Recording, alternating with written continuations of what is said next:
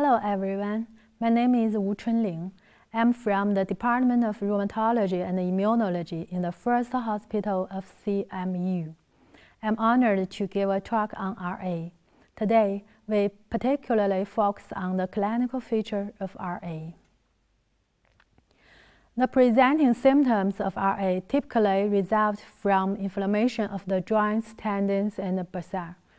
Patients often complain of early morning joint stiffness lasting more than 1 hour that eases with physical activity. The earliest involved joints are typically the small joints of the hands and feet.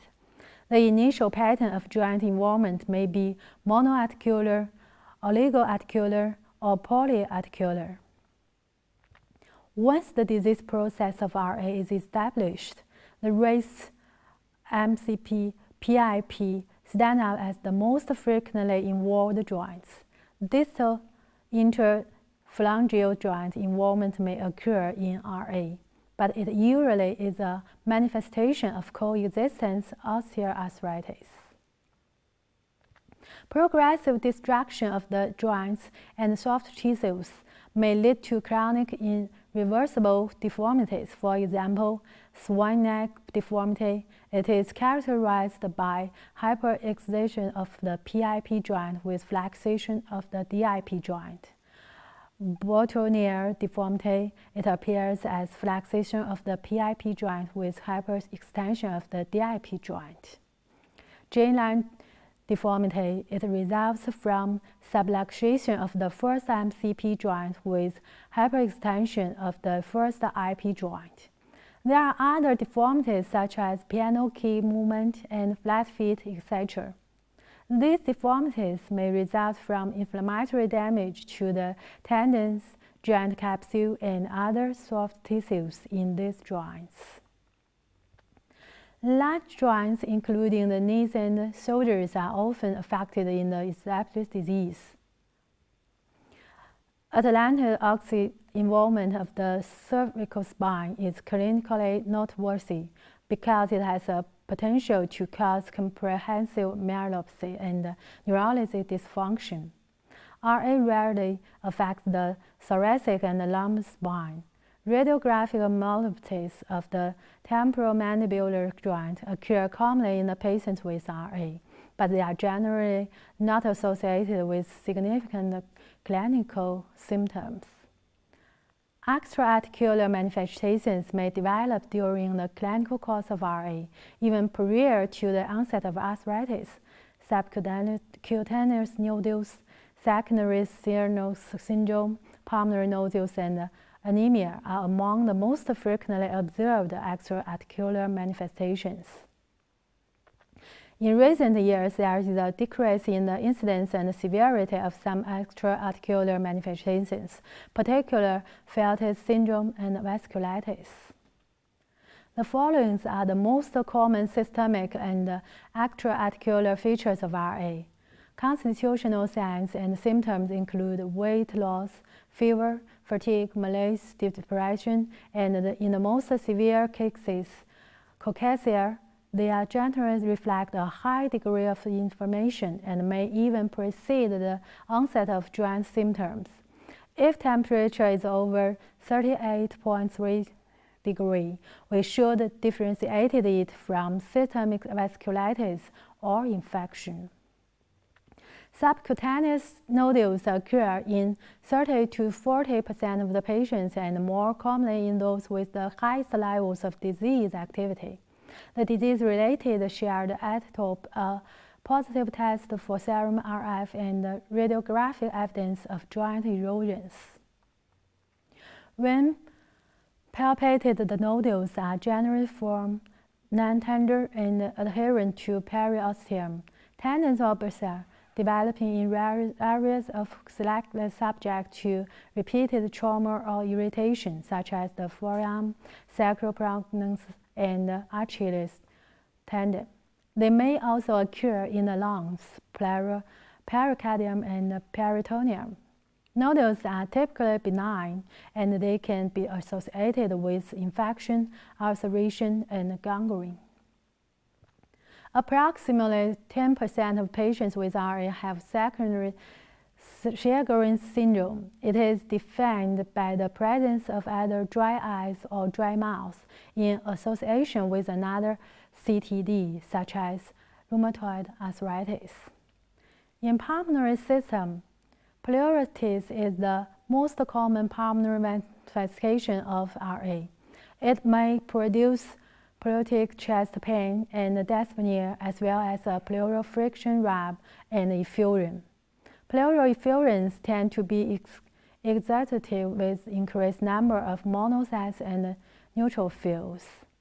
Interstitial lung disease may also occur in patients with RA and is heralded by symptoms of dry cough and progressive shortness of breath. ALD can be associated with cigarette smoking and is generally found in patients with high disease activity. Pulmonary nodules may be solitary or multiple. Kaplan syndrome is a rare subset of pulmonary nodulosis characterized by the development of nodules and pneumoconiosis following silica exposure. Other less common pulmonary findings include respiratory bronchitis and bronchiectasis. In cardiac system, the most frequent site of cardiac involvement in RA is the pericardium. However, clinical manifestations of pericarditis occur in less than 10% of patients with RA, but the pericardial involvement may be detected in nearly one-half of these patients by echocardiogram or autopsy studies. Cardiomyopathy is another clinically important manifestation of RA.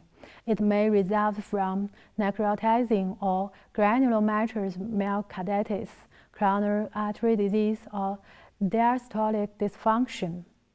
This involvement, too, may be subclinical and only identified by echocardiography or cardiac MRI. Rarely, the heart muscle may contain rheumatoid nodules or be infiltrated with amyloid. Mitral regurgitation is the most common valvular abnormality in RA. It occurs at a higher frequency than the general population. Rheumatoid vasculitis typically occurs in patients with long-standing disease. A positive test for serum RF and hypocomplementemia.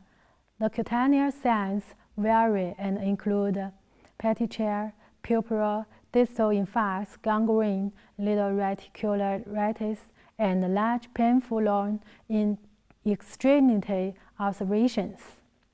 Sensory motor polyneuropathies may occur in association with systemic rheumatoid vasculitis.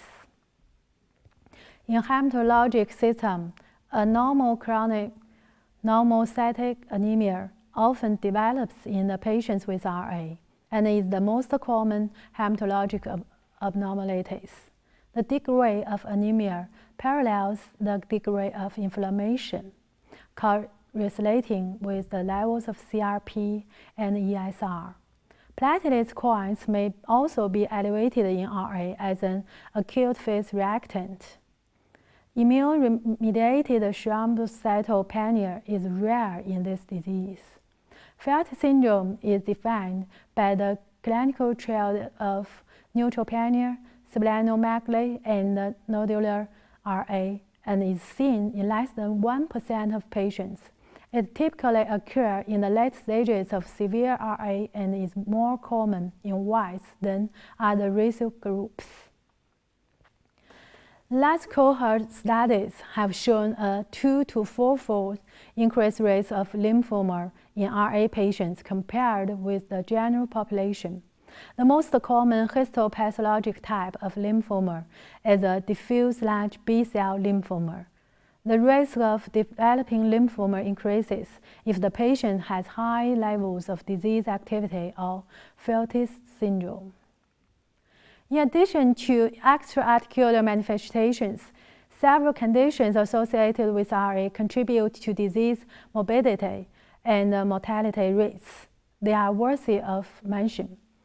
Cardiovascular disease is the most common cause of death in patients with RA. The incidence of it is higher in RA patients than in the general population. The presence of elevated serum inflammatory markers appears to confer an increased risk. Osteoporosis is more common in patients with RA than an age and sex-matched population. The prevalence rate is 20 to 30%. The inflammatory milieu, chronic use of glucocorticoids, and disability-related immobility contribute to osteoporosis.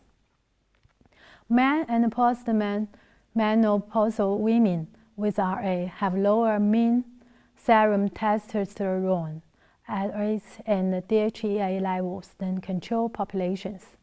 Because low testosterone levels may lead to osteoporosis, men with hypoandrogenism should be considered for androgen replacement therapy. In summary, the typical form of RA is a symmetric peripheral polyarthritis. RA is a systemic disease. Many organs and systems can be involved. The actual articular damage should be highlighted and clarified. It is closely related to the prognosis. That's all for today. Thanks for your listening.